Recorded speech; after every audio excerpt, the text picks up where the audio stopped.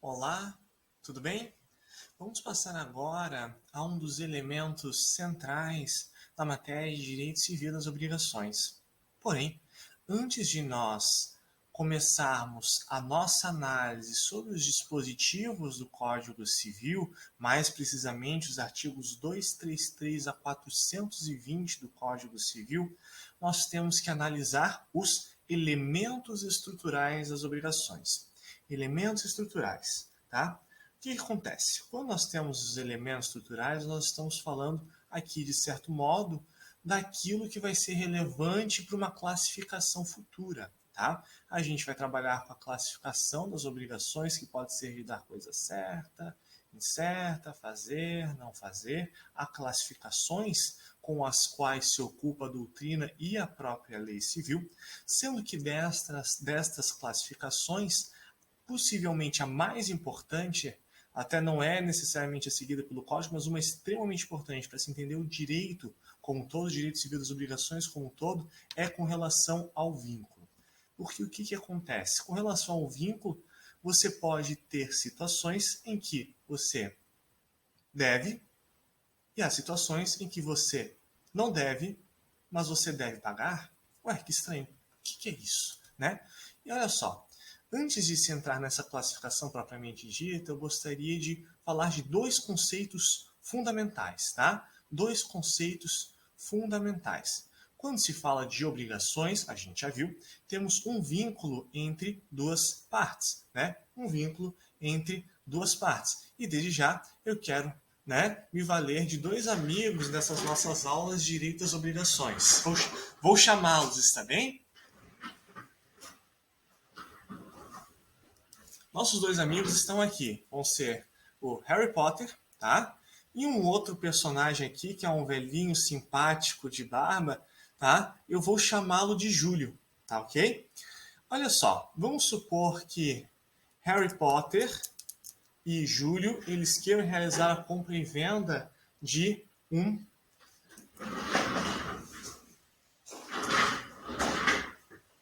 veículo automotor, tá? Um veículo automotor.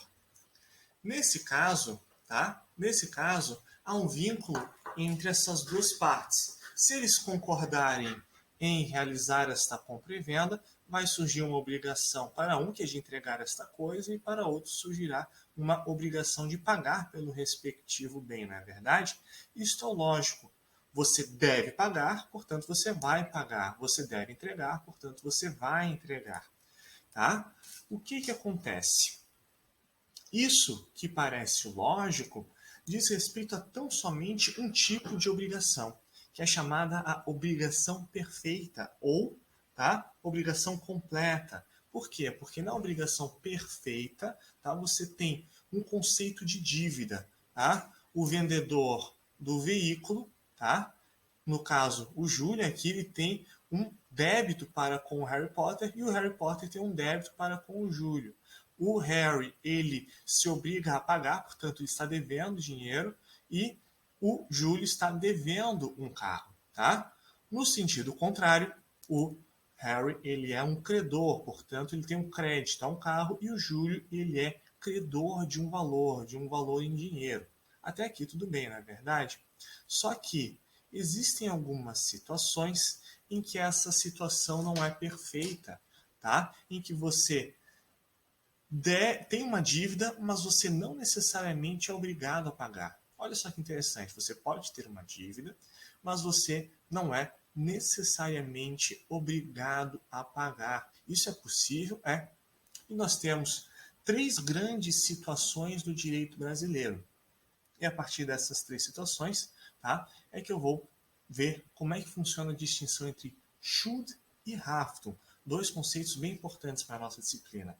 O que acontece? Vamos pensar na dívida de jogo. Tá? Dívida de jogo diz respeito a uma dívida que ela não merece ser paga. Por quê? Porque quando se fala de dívida de jogo, se fala de uma dívida cujo objeto ele é ilícito. Já pensou se as pessoas vendessem seus bens e apostassem os seus bens na realidade, apostassem seus carros, apostassem os seus móveis nos jogos de cartas, jogos de dominó, e já pensou que absurdo seria elas perderem né, os seus bens perderem valores por causa de jogos, e pior ainda, já pensou se o poder judiciário ele impusesse a venda de bens, o perdimento de bens e valores por conta de dívida de jogo? Isso seria absurdo.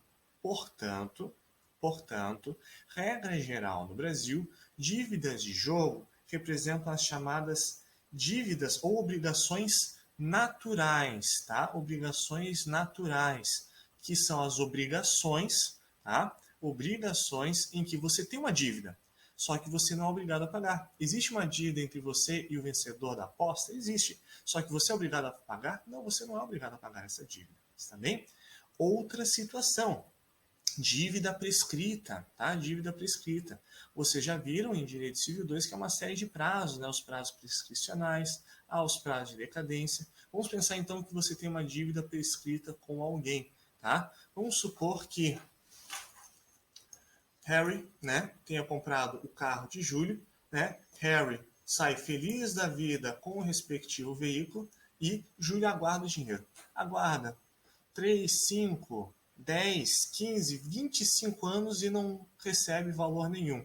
Nessa hipótese, pode o Júlio acionar o Harry para ter direito a uma indenização, a ter o dinheiro de volta? A resposta é não. Por quê? Porque passou um prazo, né? Passou um prazo, tá? Uma questão importante é uma observação que eu tenho que fazer acerca de a atualização jurisprudencial do começo do ano passado. Havia uma grande discussão na jurisprudência sobre qual que é o prazo, tá, para os danos de natureza contratual. Vamos supor que uma empresa comprasse grãos de uma outra empresa. Vamos supor que, ou então que qualquer entrega de coisa em que você tem aí um dano. Vamos supor que um supermercado veio a adquirir de uma determinada empresa algum bem qualquer de grande saída. Vamos pensar em grãos, adquiriu, sei lá, tantos pacotes de grãos, tá? De feijão e arroz e assim por diante.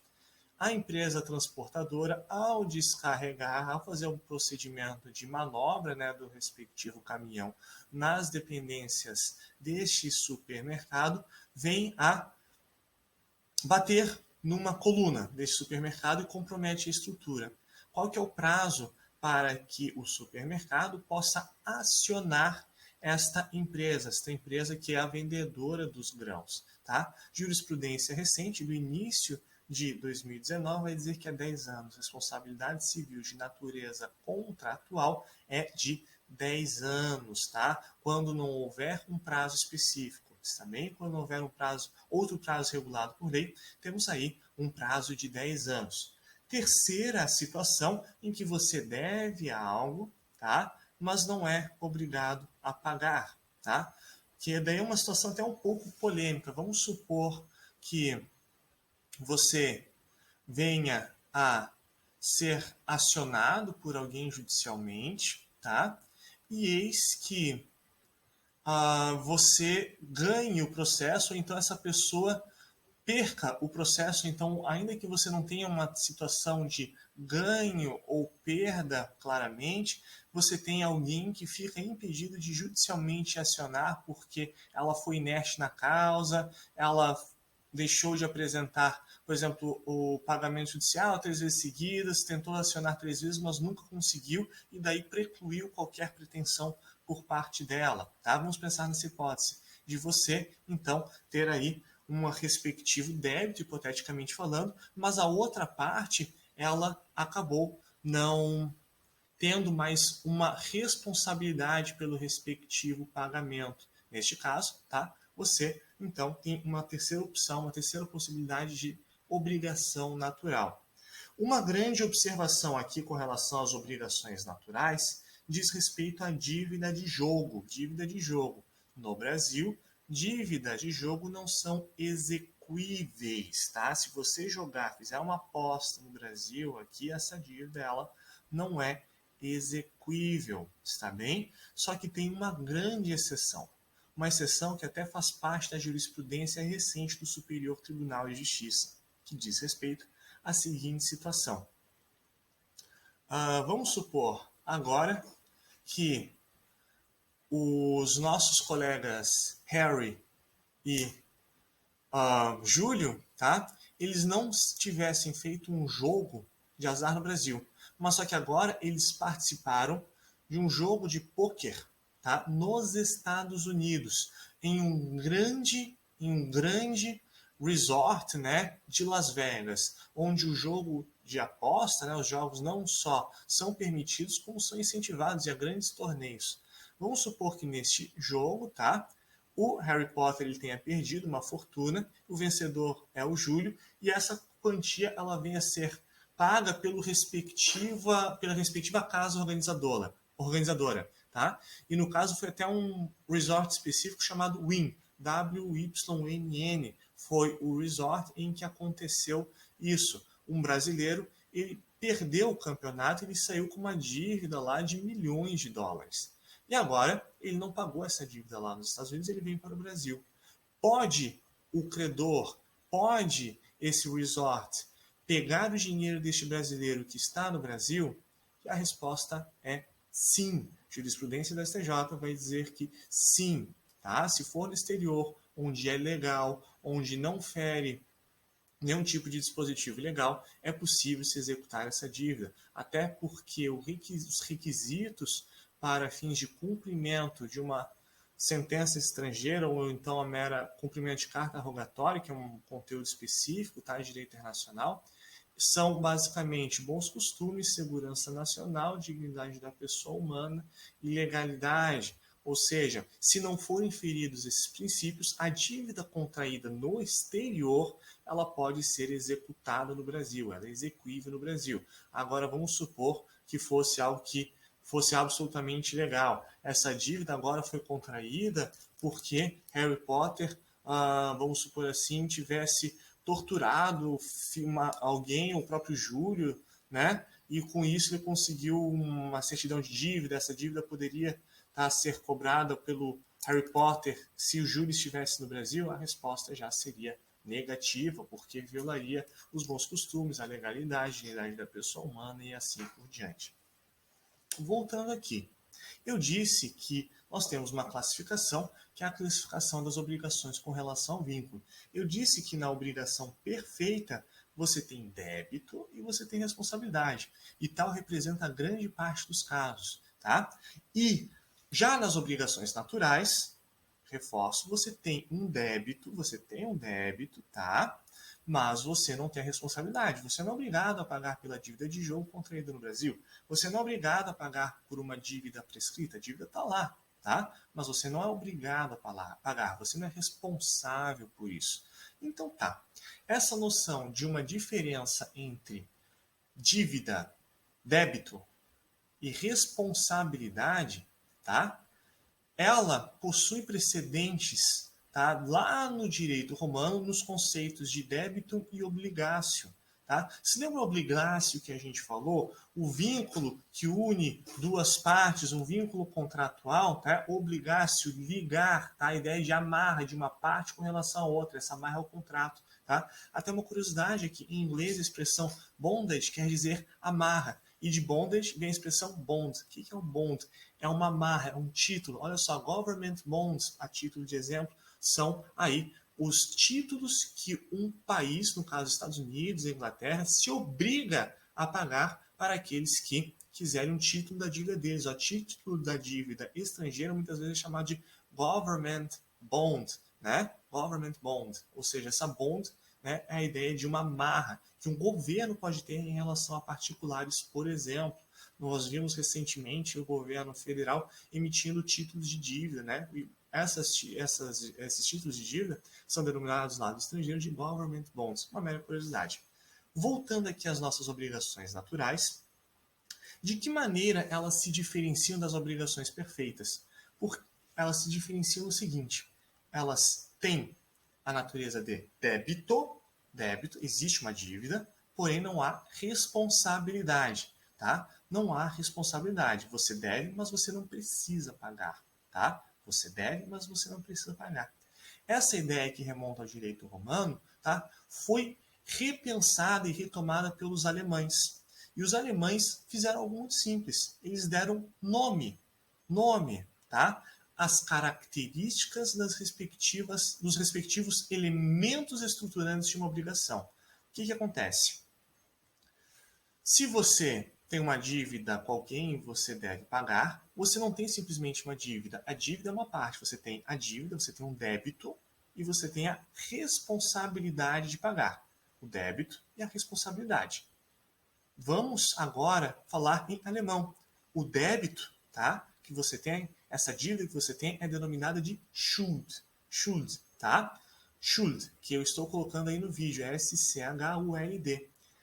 E esse Schuld, a doutrina estrangeira, principalmente alemã, vai dizer que tem natureza autônoma em relação à responsabilidade, tá? Responsabilidade agora denominada de Haftung, tá? Responsabilidade denominada de Haftung, H-A-F-T-U-N-G, está bem? Então vamos ver aqui o nosso exemplo do carro. Uma parte se obriga a outra a pagar, tá? Harry Potter se obriga a pagar, vamos supor, 20 mil reais pelo carro para Júlio. Tem uma dívida, tem um débito aqui, né? Temos uma dívida, portanto nós temos um Schuld. Essa dívida representa Schuld. A questão agora é, Júlio, pode cobrar essa dívida? Se sim, se essa dívida não estiver prescrita, e assim por diante, sim, essa dívida pode ser cobrada. E essa responsabilidade do Harry em pagar essa dívida tem natureza autônoma.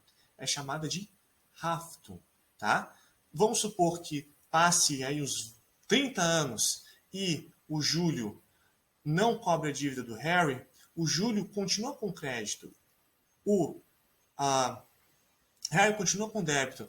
Aqui temos uma situação em que há Schuld, há o débito, porém não há a responsabilidade, não há o Haftung, também não há o elemento Haftung, tá? Aqui é mais uma questão doutrinária, tá? Mas muitas vezes se diz que elas podem ter algumas categorias, classificações, quando é próprio, quando não é próprio, atual, enfim, algumas classificações. Não vamos passar por isso porque as mais importantes dizem respeito à próxima situação. A próxima situação, ela é a mais importante para a disciplina, para esse nosso tópico da disciplina. Nós acabamos de ver que há situações em que há um débito, porém não há responsabilidade. E se eu dissesse o seguinte, ó, há situações em que há responsabilidade, mas não há débito. Repetindo, há situações em que há responsabilidade, porém não há débito. Com outras palavras, há situações em que você é responsável pelo pagamento de uma dívida que não é sua. E pera lá, o que está acontecendo? Eu falei nas últimas aulas que quando você tem uma obrigação, você tem uma obrigação, um vínculo de uma pessoa a outra, que decorre aí de uma dívida, é um que deve com relação ao outro. Um tem um débito, outro tem um crédito, e vice-versa, não é verdade? E agora eu estou dizendo o seguinte, há situações em que você é responsável, sim, sem ter dívida nenhuma, tá? Vamos pensar em duas situações clássicas da doutrina. O penhor oferecido por terceiro e a fiança, tá? Vamos começar com a fiança, que é o caso clássico, né? Vamos supor que você esteja alugando um apartamento, seus pais aluguem apartamento e assim por diante. Geralmente, o locador, né, o proprietário do imóvel vai exigir de você, locatário, um fiador. O que é isso? É uma pessoa que vai te cobrir no caso de inadimplemento. Se você não pagar, essa outra pessoa vai pagar a sua dívida, não é verdade? Essa pessoa, ela vai pagar a sua dívida, não é verdade? Então, se você deixa de pagar o seu aluguel para o locador, para o proprietário do imóvel, então você tem uma dívida. Você acabou de ter uma dívida aí que aumentou com relação ao respectivo proprietário. Você é responsável. Só que aí surge um terceiro, né, nessa relação, é o fiador. Essa dívida, ela é do fiador? Não, essa dívida é sua, não é desse terceiro. Essa dívida continua sendo sua. Essa dívida não é do fiador, porém o fiador ele é responsável pelo pagamento, né? Ou seja, o responsável é não só você, mas também o fiador. O fiador ele tem Haftung, ou seja, ele tem responsabilidade sem ter débito, sem ter Schuld. Repetindo, o fiador ele tem a responsabilidade de pagamento, portanto ele tem a chamada Haftung, sem ter o débito, sem ter a Schuld. Está bem? O que acontece? Se você estiver pagando o seu aluguel dia após dia, perfeitamente, foi cumprindo o contrato, você tinha um contrato de, por exemplo, 1 ano, você cumpriu com todas as suas obrigações, você quer desocupar o apartamento no último dia certinho, deixando ele em perfeitas condições conforme ajustado, tá? E você quer encerrar esse contrato, o locador também tem interesse em encerrar esse contrato, tá? Está tudo indo bem.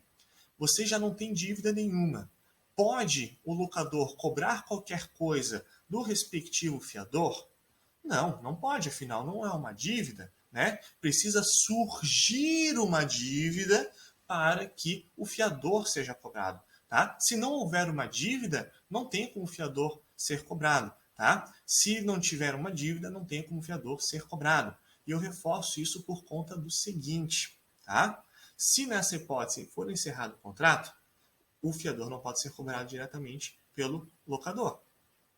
Se a dívida está vencendo, né? Olha só, a dívida vai vencer hoje, você tem que pagar aluguel todo dia 10, todo dia 25, por exemplo, todo dia 26, tá?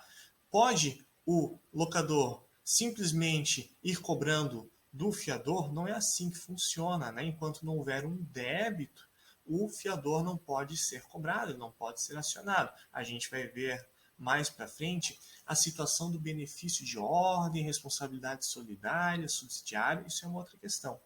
Mas o que eu quero dizer é o seguinte: você não pode ter a cobrança de algo que não existe, tá? Você não pode ter a cobrança de algo que não existe. Por isso se diz o seguinte, que no caso do fiador, tá?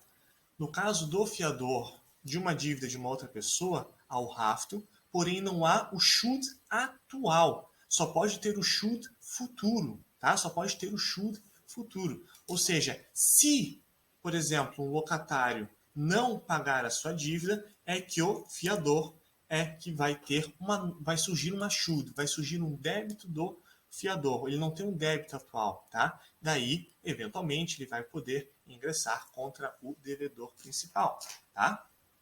Outra situação é da penhora. Vamos supor que uma pessoa esteja com uma dívida, vai ser executado judicialmente e um amigo compadecido com a situação diz o seguinte: não, ele vai ser executado, eu vou dar esse bem aqui em penhora. Olha só, eu sou aqui muito amigo do Harry, Júlio é amigo de Harry. Harry está sendo executado judicialmente porque Harry ficou devendo muito dinheiro para uma instituição financeira qualquer. Ele vai ser executado, vai alguém cobrar do Harry, vai alguém pegar os bens dele. Vamos supor que Harry tem esse grande amigo, um terceiro, que daí nomeiam bem a penhora, tá? Nomeiam bem a penhora. Olha só, o Júlio diz aqui, tá aqui o meu carro. Tá aqui o meu carro, tá nomeado a penhora. Eu aqui estou nomeando o meu carro a penhora. A dívida não é minha, portanto não há Schuld próprio, não há um Schuld dele, tá? E eis que, se Harry não pagar, se Harry não pagar, esse amigo, Júlio, ele já autoriza, através da nomeação de bem a penhora, de terceiro que autoriza, né, pode pegar esse carro, tá? Se Harry não pagar, daí, com o advento deste evento, na verdade, é que daí se perfectibiliza acaba se constituindo uma dívida com relação ao respectivo bem. Não é um Schuld próprio aqui do Júlio, porque a dívida não é dele, a dívida é de uma outra pessoa. Isso a gente vai ver e rever várias vezes aí nas nossas aulas, tá? A gente vai rever várias vezes. O mais importante aqui para a gente não diz respeito necessariamente a essas duas situações específicas do direito civil. O mais importante para a gente diz respeito a como esta ideia permeia outras áreas do direito. Áreas do direito até muito mais próximas do nosso dia a dia do que essas situações específicas do fiador ou da nomeação de bens em penhora, tá? Quais são essas situações? Consumidor, tá? Consumidor. O que acontece? No âmbito do direito consumidor, será estudado oportunamente que a responsabilidade, tá, do respectivo fornecedor, do vendedor e assim por diante, ela é uma responsabilidade objetiva, tá? Ela é uma responsabilidade objetiva.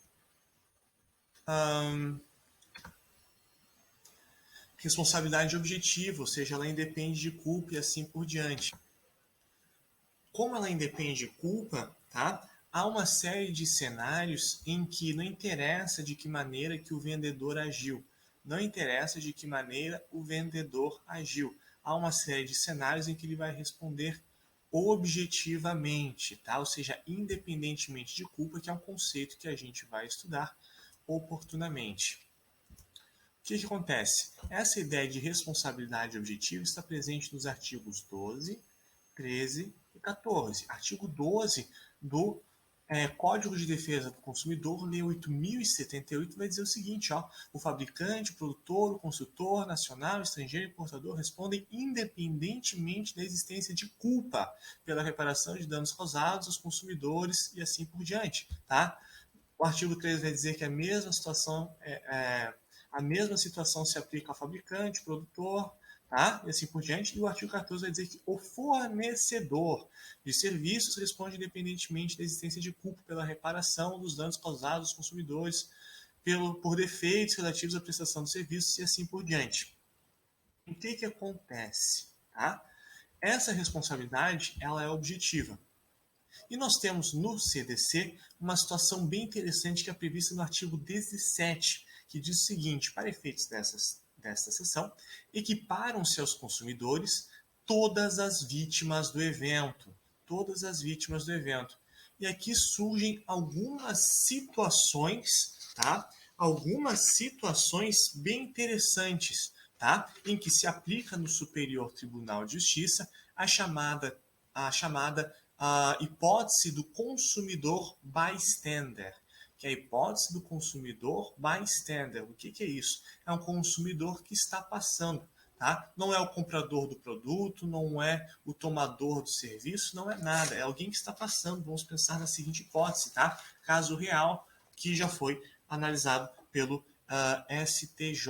Um idoso, tá? Estava passando pela calçada de um posto de gasolina, a calçada tinha lá um defeito, e eis que o posto de gasolina estava com uma mangueira ligada e acabou molhando esta calçada. Tinha um consumidor que só passou. Ele não foi lá abastecer nada, ele não foi comprar nada, ele não foi comprar nada na loja de conveniências, não estava de carro, ele estava a pé na calçada. Esse idoso, tá? Ele escorregou, caiu e se machucou. Eu pergunto, o posto de gasolina é responsável? E agora, não seria responsabilidade do Estado? De quem seria essa responsabilidade? Seria responsabilidade do município? A STJ vai dizer o seguinte, nessa hipótese, o consumidor, ele é, tá, um consumidor bystander. Portanto, ele pode acionar, com base no Código de Defesa do Consumidor, a reparação integral pelos danos sofridos. Nesse caso, esse idoso sofreu cerca de 6 mil reais em danos. Ele pode cobrar os 6 mil na sua integralidade do posto de gasolina. Até que ponto o posto é responsável, se há uma responsabilidade compartilhada com o município, esta é uma outra questão. A questão é que você não analisa se há uma dívida do posto de gasolina com o consumidor. Você está preocupado tão somente em ver se há uma responsabilidade do posto de gasolina. Ah, ele talvez não fosse responsável pelos 6 mil. Não interessa. Não interessa. Ele é responsável por pagar. Não interessa se ele devesse esses 6 mil. Ele vai ser responsabilizado para pagar. Outra situação. Tinha uma transportadora de bebidas alcoólicas, de cerveja, tá? E essa transportadora, ela transportava, né, bebidas alcoólicas e cerveja de uma empresa específica, uma fabricante chamada BK, tá? BK. E olha só, a transportadora, ela jogava inadequadamente as garrafas dessa fabricante de cerveja e aconteceu uma vez em que ocorreu um acidente em que um carro, um veículo desta empresa transportadora meio que prensou uma criança, acabou lesionando uma criança contra as garrafas da empresa, contra as garrafas dessa empresa BK. Ou seja, a transportadora da BK, ela acaba, né, a jogar a criança contra as garrafas dessa cervejaria, né, que ela mesma estava transportando. Sabe? Parece que foi quando foi aberta a porta, daí deixou garrafas caírem, né, uma coisa assim mais ou menos, tá? Olha só, a transportadora, ela é responsável para pagar os danos que essa criança sofreu? Ela tem uma situação de débito? Tem, tá? Ela tem. Só que eu pergunto, será que a criança representada né, pelo seu pai, tutor e assim por diante, será que essa criança, essa vítima, pode acionar não vamos pensar na transportadora, porque isso é muito clássico, né? Causou um dano, tem que pagar. Essa é uma ideia que faz parte até do senso comum. Nessa hipótese, a transportadora tem uma obrigação que perfeita, porque ela deve pagar aquilo que ela causou. Ela tem o débito e tem a responsabilidade. Mas a questão é, será que a criança vítima, devidamente representada pelo seu tutor, pai, assim por diante, pode acionar a empresa produtora da cerveja, a cervejaria? A resposta é sim. Olha só, a cervejaria, ela mais ou menos não fez nada. A culpa foi lá da transportadora. O CDC vai dizer que a responsabilidade é objetiva. E aqui nós temos a criança como consumidora bystander. Não interessa se ela já... Olha, essa criança nem poderia consumir cervejas. Nem poderia consumir cervejas. Aí, olha só, porque é proibido vender cerveja, bebida alcoólica para menores de 18 anos. Ela, por um acaso, pode acionar essa vítima, a produtora, a fabricante da cerveja? A resposta é sim, porque ela é uma consumidora bystander, tá? Ou seja, essa cervejaria, ela deve pagar, ela se responsabiliza pelo pagamento, está bem? Ela se responsabiliza pelo pagamento, mesmo sem ter uma dívida. Essa dívida é lá da transportadora essa dívida. Porém, pode ser cobrada à cervejaria, sim. Ela é responsável pelo pagamento sem ter a dívida. A dívida é da transportadora. Vamos ver agora duas situações do direito empresarial e, na sequência, eu já vou encerrar essa aula explicando por que esse conceito de Haftung e Schuld vem a ser importante posteriormente. Tá? No direito empresarial, nós temos hipóteses bem interessantes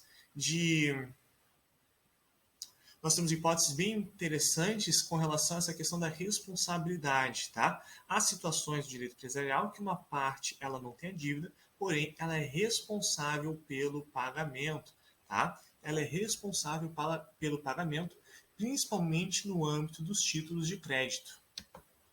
Os senhores vão estudar oportunamente em direito empresarial que há títulos de crédito, tá? Títulos de crédito que circulam na economia. Sendo um exemplo clássico, o cheque, né? O cheque pode circular.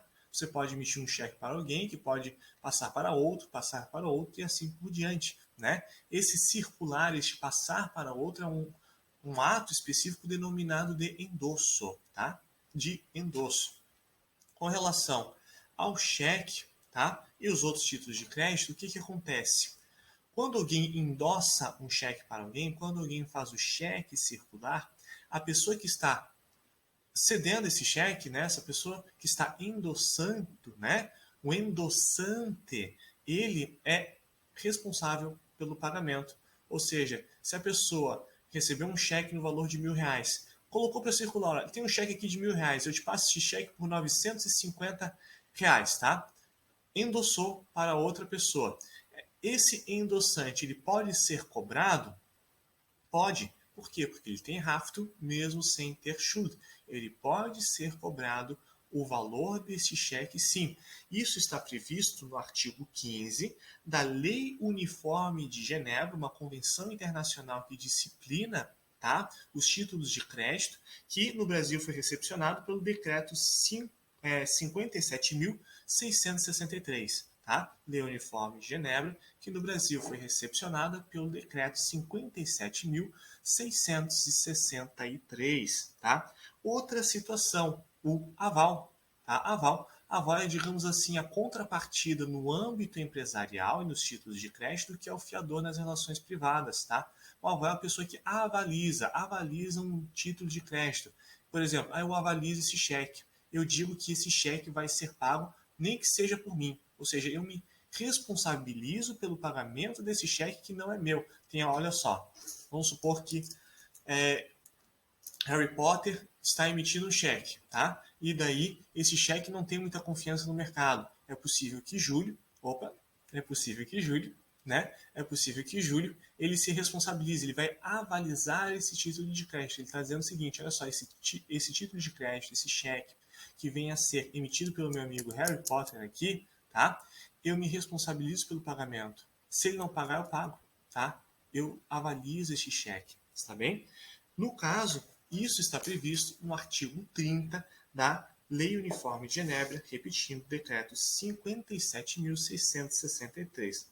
Mera observaçãozinha só aqui, só para falar para quem está mais habituado com as práticas de comércio, quem já tenha trabalhado em empresa e assim por diante, tá? Uma mera observação, quem é, digamos assim, mais iniciante, tá no âmbito do comércio, tá? Não se preocupe, uma mera observação que eu sou obrigado a falar é o seguinte: no âmbito do cheque, a Lei 7.357, que é a lei do cheque, em seu artigo 18, vai dizer que o endosso, tá, deve ser puro e simples, reputando-se não escrita qualquer condição que seja subordinado. Ou seja, se Júlio diz: olha só, eu avalizo esse cheque, porém eu só avalizo se tiver um belo dia no dia que eu tiver um belo dia de sol no dia que eu for executado, ou só avalizo no prazo de 2 dias, tá? A pessoa vai ter um prazo de 2 dias para me cobrar esse cheque não pago pelo Harry Potter, senão não avalizo mais. Essa cláusula, tá? Nos termos do artigo 18, tá ok? Ela, tá? Ela reputa-se não escrita, é como se ele não tivesse escrito isso, tá? Ele continua avalizando igual, ele é um avalista igual, tá? E parágrafo primeiro é bem importante. São nulos o endosso parcial e do sacado, está bem? Endosso parcial e do sacado, ou seja, esse cheque está circulando, tá? De uma pessoa para outra, de outra pessoa para outra, assim por diante. Pode alguém dizer: ah, eu vou endossar desse cheque de R$ 1.000 tão somente R$ 500, está bem? Eu vou endossar R$ 500. Isso é possível? Isso é possível? A resposta é não. Aqui a lei do cheque é uma exceção à lei uniforme de Genebra, tá? Era só um detalhe que eu era obrigado a mencionar, especialmente para quem já tem uma prática de comércio um pouco mais forte. E agora?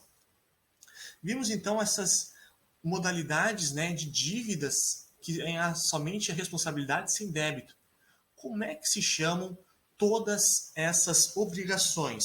Chega, não interessa se é do endossante do título de crédito, do avalista do cheque, da fabricante de cerveja que foi utilizada num acidente causado pela transportadora, do posto de gasolina que causa um dano juntamente do município.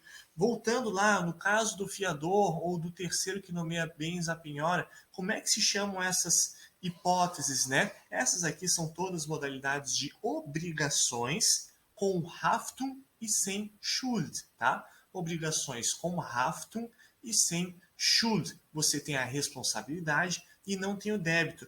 A doutrina não dá um nome específico para esse tipo de situação, diferentemente da obrigação perfeita, em que você tem Schuld e tem a Haftung, em que você tem o débito e tem a responsabilidade, diferente da obrigação natural, em que você tem o quê? Você tem o Schuld, mas você não tem o Haftung, você tem o débito, mas você não tem a responsabilidade.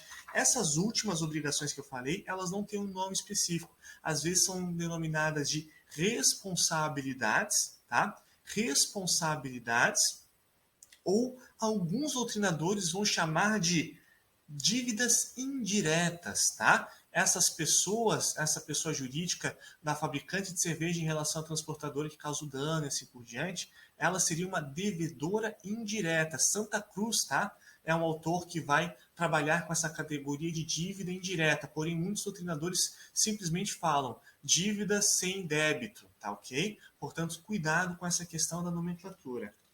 Por último, tá? Por último, qual que é a consequência de você ter ou não uma dívida natural, ter ou não uma dívida indireta, ou então uma dívida sem Schuld? O que, que acontece? Lá nas dívidas naturais em que não há responsabilidade, você tem o seguinte: se você pagar essa dívida, você não tem direito à repetição. Repetindo, se você pagar essa dívida, você não tem direito à repetição. O que quer dizer o seguinte: você não pode pedir o seu dinheiro de volta. Vamos supor agora que no contrato aqui entre Harry Potter e Júlio, né? Contrato entre o Harry Potter e o Júlio, em que tivemos aqui um carro e Harry Potter pegou o carro vendido por Júlio, se obrigou a pagar, mas nunca pagou Júlio, parou então Passou-se 5, 10, 15, 20, 25 anos, 30 anos e Júlio não recebeu o dinheiro. Um belo dia, Harry Potter, né, se sentindo culpado, só 30 anos depois, diz: olha só, Júlio, eu vou te pagar aqui o valor atualizado, aquele carro que você tinha me vendido naquela época, atualmente atualizado, dá cerca de 100 mil reais, tá aqui 100 mil reais, tá? Ok, e Júlio aceita recebe esses 100 mil reais. Tá ok, até mais, nunca mais, tá? Eu pergunto, pode Harry Potter, vamos supor que Harry Potter venha a falar com o advogado e o advogado diz: não, essa dívida estava prescrita, não precisa pagar, tá demais, tá? Ainda que paga a dívida, não há direito de repetição, tá? Você não tem a repetição, você não pode cobrar de volta. O mesmo acontece com a dívida de jogo. Pagou dívida de jogo, você não pode ingressar em juízo pedindo, tá? Pleiteando, tá? O pagamento, o ressarcimento do valor pago. Está bem? Isso com relação às obrigações naturais. Pagou uma obrigação natural, não há direito de regresso, não há direito de repetição, está bem? Agora, com as dívidas indiretas ou as hipóteses de responsabilidade, a situação é muito diferente, tá? Quando o devedor indireto paga, ele tem uma ação de regresso, ele tem o direito de regresso com relação ao devedor principal, tá? O devedor principal, vamos pensar então na hipótese da cervejaria, que paga, tá? Paga perdas e danos, paga os danos morais causados à criança que foi lesionada pela transportadora, tá? Nessa hipótese, se a cervejaria paga, ela pode pedir, ela tem o direito de regresso, ela pode cobrar a transportadora, no caso que nós falamos. Vamos ver então a pessoa que endossou o cheque. Se ele pagar, né, o valor que ele endossou, ele pode cobrar, tá, do devedor principal, do emissor do título de crédito. Não é verdade? Vamos pensar no caso do fiador. O fiador que paga a sua dívida, você que é o locatário de imóvel e atrasou aí algumas prestações, você não está pagando, o locador já bateu a sua porta, já te cobrou e você não está pagando. O fiador vai lá e paga a dívida. Nessa hipótese, tá? O fiador ele vai poder pleitear essa dívida contra você. Ele tem o direito de regresso. Ele pagou a sua dívida, portanto, agora ele pode te cobrar, tá ok? Então, só para reforçar, vimos hoje a classificação com relação às obrigações, tomando-se como ponto de partida o elemento vínculo. Vimos três grandes modalidades de obrigação. Vimos a obrigação perfeita, que é aquela em que há tanto débito como responsabilidade, que aqui são sinônimos de Schuld e Haftung. Vimos as obrigações naturais, que são aquelas em que há um débito, mas não há responsabilidade, suas modalidades. E vimos também as hipóteses de obrigações indiretas e as figuras dos devedores indiretos, que são os responsáveis, não são as chamadas aí dívidas ou são as dívidas, né, sem Schuld, né? Não, são dívidas sem débito, são as dívidas sem o Schuld. Hipótese aqui em que nós vimos como exemplo a fiança, o penhor do bem de terceiro, né? Vimos também as hipóteses consumeristas nos casos de danos causados por transportadora com relação à fabricante do produto e vimos também no âmbito empresarial essa questão aí do endossante, bem como do avalista. Importante ressaltar que na hipótese das dívidas indiretas, tá? Aquele que paga, aquele que é obrigado a pagar, aquele que é o responsável e vem a pagar pela dívida, não se extingue a dívida não some, tá? Agora a dívida pode ser cobrada do devedor principal. Por hoje, por enquanto é isso, né? E até a próxima.